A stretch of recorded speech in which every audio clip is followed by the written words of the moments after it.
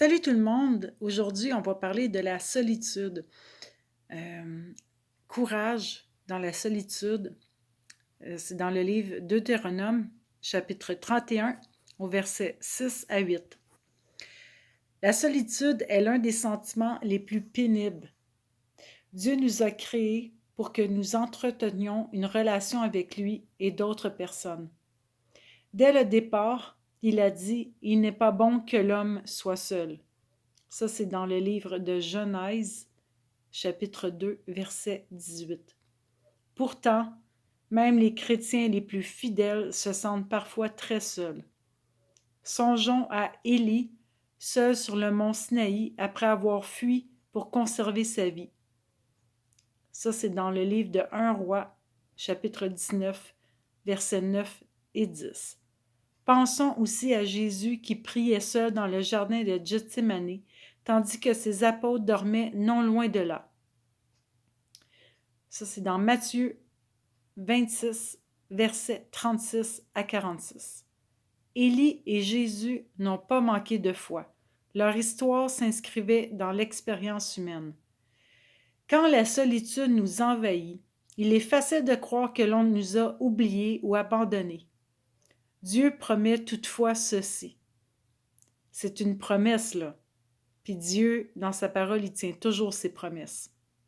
Il dit « Je ne te délaisserai pas et je ne t'abandonnerai pas. » Ça, vous allez le retrouver dans le livre des Hébreux au chapitre 13, verset 5.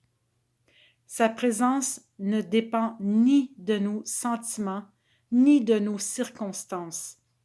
Il nous accompagne dans la salle bondée et dans le logis vide, dans nos moments de communion fraternelle et dans nos heures de solitude. La solitude peut nous porter à désespérer comme elle peut nous faire encore mieux goûter la proximité de Dieu. Dans ces moments, nous pouvons lui présenter nos besoins et découvrir que ce compagnon fidèle nous suffit. Je vais vous donner une expérience de vie. Moi, avant de connaître le Seigneur, je me sentais tellement tout seul au monde. Je connaissais pas Dieu. Mais je croyais en Dieu, mais je ne le connaissais pas personnellement. Puis, c'était terrible, la solitude qui me pesait. Puis quand j'ai découvert le Seigneur puis sa parole, quand je suis devenue disciple de Jésus, quand je suis devenue chrétienne, née de nouveau, un jour, je vous expliquerai c'est quoi la nouvelle naissance. Mais je me suis plus jamais sentie seule. Puis les promesses de Dieu dans la parole, il y en a énormément. Puis il faut s'appuyer sur les promesses de Dieu parce que Dieu, c'est pas un Dieu menteur. Au contraire, c'est le Dieu de vérité. Jésus a dit « Je suis le chemin, la vérité et la vie.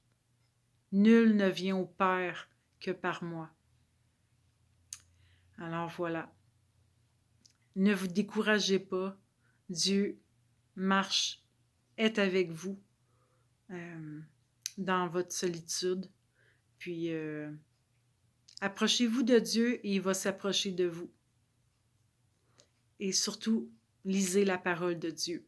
Dieu va vous parler à travers sa parole qui est vivante, sa parole qui est efficace et puissante, qui transforme des vies comme il a fait avec moi et avec des millions d'autres personnes.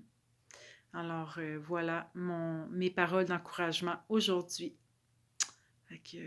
Soyez tous abondamment bénis par notre Seigneur et notre Roi.